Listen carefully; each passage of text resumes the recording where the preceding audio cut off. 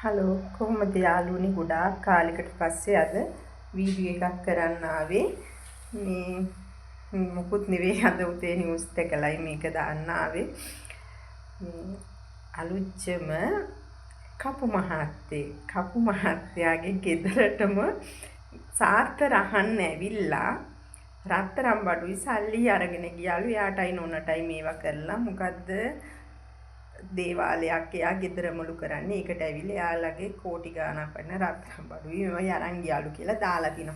ඉතින් දෙයියනේ මං අහන්නේ ළමයිනේ මටම ඉනහම මේ නිවුස් අහනකොට මං අහන්නේ දැන් දෙයියෝ අපි මොනා හරි කරදරයක් වුණාම කට්ටිය යනෝනේ වැඳගෙන කරගෙන අපිට දෙයක් නැති වුණාම කට්ටිය යනා ඉන්නව නේද? දෙයියොන්ට සාත්තර බලන්න යාගේ දේවල් මොකද උනේ ආරිමේ කියලා බලන්න. ඉතින් මං අහන්නේ එතකොට මේ දේවාලේ දෙයියන්ටයි දෙයියන්ගේ නෝනටයි පොලිසියට තමයි යන්න වෙලා තියෙන්නේ ඒව හොයලා දෙන්න කියලා. දෙන්නෙක් සාත්තරයක් අහන්න විදියට ඇවිල්ලාලු ඒවා අරගෙන ගිහින් තියෙන කියලා. ඉතින් කපු මහත්තයෝ ඔයා ඉතින් දෙයියෝ මොකද්ද කඩවර දෙයියන්ද කවුද කියලාලු අදහන්නේ දෙයියන්ට අපහාස කරනවා නෙවෙයි. මම මේ මිනිස්සුන්ගේ තියෙන මානසික තත්ත්වය දැන්වත් තේරුම් ගන්න. දැන් මේ දෙයියෝ කඩවර දෙයියෝ අර දෙයියෝ මේ දෙයියෝ කිය ඒ ඉස්සර කාලේ තිබ්බා තමයි ඒව හොඳට අදහන අය ඉන්නවා. එහෙම කරනවා තමයි. දැන් බලන්න අර සාත්තර අහන්න යන්නේ කට්ටිය ගාවට තමන්ගේ දෙයක් නැති වුණාමයි යන්නේ සාත්තර අහන්න නේද? තමන්ගේ දෙයක් බලාගෙන වසි. එතකොට මේවා ඔක්කොම බොරු කියලා මේ වගේ තේරෙන්නේ නැද්ද? අන්තිමට ඒ ජෝඩුවට පිහිට පතන්න වුණා. අවුච්චම පොලිසියට ගිහිල්ලා පිහිට පතන්න වුණා මේ යාළගේ මේ රත්තරන් බඩුයි මේ සල්ලි හොයලා දෙන්න කියලා. ඒ හොරුන්ව අල්ලලා දෙන්න කියලා. ඉතින් දේවාලේ දෙයියනේ ඔයාට බැයිද ඔය දෙයියන්ට මේ හොරුන්ව අල්ල ගන්න. ඇත්තටම මේක අහනකොට මට හරිම හිනහා මේ වගේ ඔන්න මෝඩ අය මං කියන්නේ මේවා බලනකොට නිවුස් බලනකොට බලන්න ළමයිනේ. දෙයියන් කියලා දේවාල දාගෙන කරන්නේ සල්ලි හම්බ කරන එක. ඕගොල්ලොන්ගේ කටවල් වලින්ම වචන අරගෙන ඔයගොල්ලොන්ට මේවා කරන. දැන් බලන්නකො අම්මේ දැන් දෙයිවරු මාර විදිහට ඉන්නේ ඉන්ටර්නෙට් එක ජාලාවේ මාර දෙයිවරු රැඟිල්ලක් රංගන්නේ. අර දේවාලේ මේ දේවාලේ නටනවයි මේවා නේ TikTok සින්දු දෙයියෝ කොහෙදානේ එහෙම කරන්නේ මේ TikTok වල දාගෙන දෙයියෝ නටනවද? මායම් වෙලා මේවට පේන්න මේ කරන ඒවා වීඩියෝ කරගෙන දෙයියෝම කරනවාද දෙයියෝම නෑ. ඇයි මේක මේ දෙයියෝ දැන් මවාගෙන කන්නේ? පොල් ගෙඩි අරගෙන කරකවගෙන ඔළුව කරකවගෙන මේවා කරගෙන මොකද්ද මේ වෙන්නේ? මේකම අමුතුම ලෝකයක්. අර අනුරාධපුරේ තව එකක් වෙලා තියෙනවා කපු මහත්තයෙක් ගන්න දඩමස්. ඒ කපු දඩමස් දෙයියොද කොහෙද? ඒ දඩමස් දෙයියෝ නේ හිරේ ගිහලා නිදහස් වෙලා අපතියලා ඇවිල්ලා. එතකොට මේ යන්නේ කට්ටිය කන්නේ නැතුව මස් මාළු පිණි කන්නේ නැතුව කහ වතුරේ නාවලා පේ වෙලා යන්නේ දේවාලේ කපුවෝ හොඳට හරක් මස් උරුමස් දඩමස් ඉබි මස් ඔක්කොම කාගෙන උන් තව එක බිස්නස් උත් කරගෙන වෙනවා. ඉතින් මේවා බොරු තමන්ගේ හිත තමන්ගේ ඇදහිල්ල විතරයි මේ හැම දෙයකම. දන්නවද ඔය යන්න එපා. ඕගොල්ලෝ ඔය හම්බ කරන සල්ලි නිකන් ගිහිල්ලා කපුවන්ටයි අර දේවල්ටයි මේ දේවල්ටයි අර මෑණියොන්ටයි කියලා මේවා කරන්න එපා. යන්න මල් ටිකක් පහනක් අරගෙන පත්තු කරන්න. මල් පහන් පත්තු කරලා බුදුන්ට වැඳලා බෝධිය නාවලා තමන්ගේ හිතින් ප්‍රාර්ථනා කරලා එහෙම කරන්න හරියනවා. හැමදාම උදේට බුදුන් සිහි කරලා නැගිටින්න නිින්දට යනකොට බුදුන්ව සිහි කරන්න. ඔයාලා අදහන ආගමට දහමට ඔයාලා මේවා කරන්න. හැමදේම ඔයාලා හිතින්ම වඳින්න කරන්න. ඔය කාටවත් සල්ලි දිදි මේවා බොරුවට නැති දේවල් කරන්න එපා.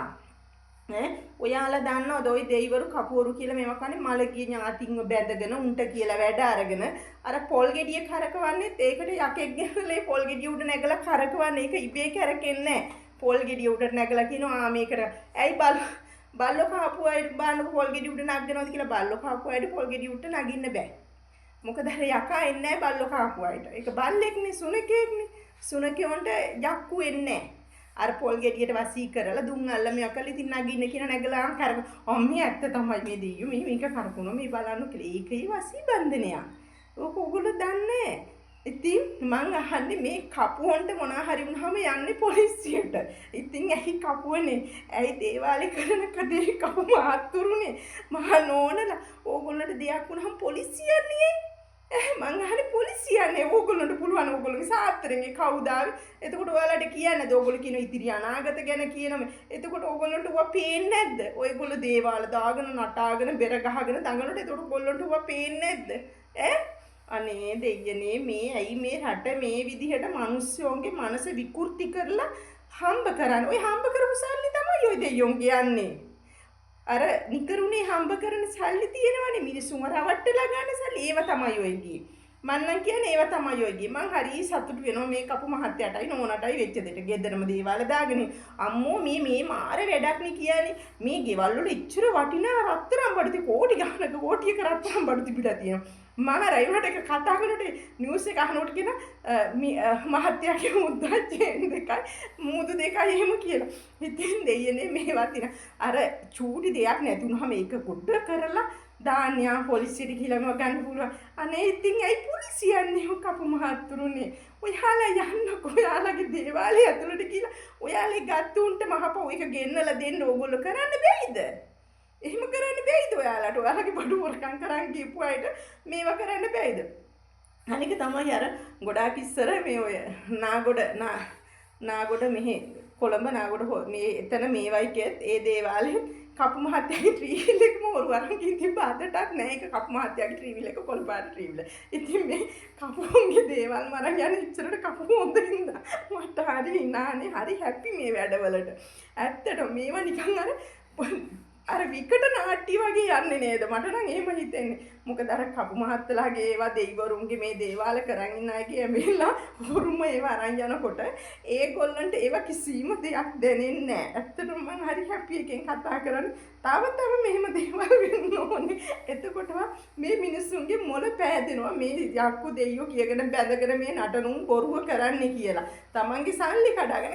ඉතින් ඒකනේ තියෙන්නේ. දෙයියෝ ඉන්නවා නම් ඒ මිනිස්සුන්ගේ ඇවිල්ලා සල්ලි අරන් යයිද? ඒ රත්තරන් බඩුව අරන් යයිද? අර වාහන උස්සයියයිද? නෑ නේද? ඉතින් ඒක හිතහල්ලා කෙල්ලනේ උඹලා මේ රටවල් වල ඉඳගෙන සල්ලි දානවා අර අවශ්‍ය කළ දෙන්න මේ අවශ්‍ය කළ දෙන්න මෙහෙම කරන්න අපේ ගෙවල් වල මෙහෙම භූමිදොස ඒවා භූමිදොස තියෙනවා නම් දරහල්ලා බුදු බණෙන් කරලා පිරිත් පැන් ඉහලා මේවා කරලා එහෙම කරන්න ඕගොල්ලෝ බුද්ධ ආගමේ අය නම් යාඥා කරන්න ගෙදර ඉඳගෙන දන ගහගෙන යාඥා කරලා ඒවා මේවා කරන්න. මම මේ කාටවත් මේවා කරනව නෙවෙයි. ඇත්තටම දැන් මේ දේවාල දාගෙන ඉන්න අයයි පන්සල් වල ඉන්න අයයි පන්සල් වලින් සාදුලයි අපි සිවුරට ගරු කරන්නේ. ඇත්තටම අපි සිවුරට බුදුන්ට ගරු කරන්නේ. සිවුරු දාගෙන ඉන්න අයයි කරන්නේ. දැන් කවුරු හරට ඉන්නවනම් සල්ලි තමයි හොයන්නේ. මේ ඉස්සර ඇයි ගිහි අත්හැරලා හිටිය බුදුහාමුදුරුවෝ නේද? ඒ අත්හැරලා හිටිය කිසිම දෙයක් මේ වෙනසක් නැති හින්දා. ඒ වුණාට දැන් හාමුදුරු සිවුරු දාගෙන මොකද කරන්නේ? සල්ලි උපයන්නේ, දේපල උපයන්නේ, සල්ලි තණ්හාව පොත්පත් වල පුරවගන්නේ. දැන් සැප සම්පත් විදින්නේ. ඉස්සර සැප සම්පත් අත්හැරලා තමයි බුදුහාමුදුරුවෝ මික්ම වෙලා ගිහිල්ලා නේද මේවා කරන්නේ. ඒ වුණාට දැන් ඉන්න අය පාමෝ හරිම මට හරි සතුටුයි. අප ඇත්තට මේ අපේ සමාජෙද මේ කියලා. පිරිහෙනවා එන්න පිරිහෙනවා මේ රටවල් වල මේවා වෙනවා. ලංකාවේ ඇත්තටම ඇයි මේවා නිකන් අර පිට මිනිස්සු බලනකොට ඇත්තට මේවා නිකන් විහිළුවක් වගේ. ඇත්තටම විහිළුවක් වගේ. සල්ලි හින්දා දෙයිවරුත් නටනවා බුදු මේ හාමුදුරු ගොල්ලොත් නටනවා සිවුරු දාගෙන මෑණියෝ ගොල්ලොත් නටනවා කපුවත් නටනවා ඔක්කොම නටන්නේ මොකටද මේ අර දුප්පතාගේ හරි අර අසරණ වෙච්ච කෙනාගේ හරි සල්ලි උදුර ගන්නනේ උදුර ගන්න දඟලන්නේ ඒව උදුරගෙන ඒගොල්ලෝ සැප සම්පතන ඔන්න දුන්නා අර දෙයියෝ දෙන්නෙක් ඇවිල්ලා වරන් කිව්දී හොරුණන් නෙවෙයි උඩ ඉන්න දෙයියෝ දෙන්නෙක් ඇවිල්ලා වරන් කිව්දී ඒකනේ පොලිසියට ගිහින් තියෙන්නේ උඩ ඉන්න දෙයියන්ට පෙනිලා නෑ. එයාලගේ සල්ලි අරන් යනකොට රත්තරන් බඩු අරන් යනකොට නේද? රත්තරන් බඩු සල්ලි අරන් යනකොට පෙනිලා නෑ දෙයියන්ට. නින්දෙන්වත් පෙනිලා නෑ. කපු මහත්තයා ආරක්ෂාවක් කරන්නේ. පාට හැපි හලෝ.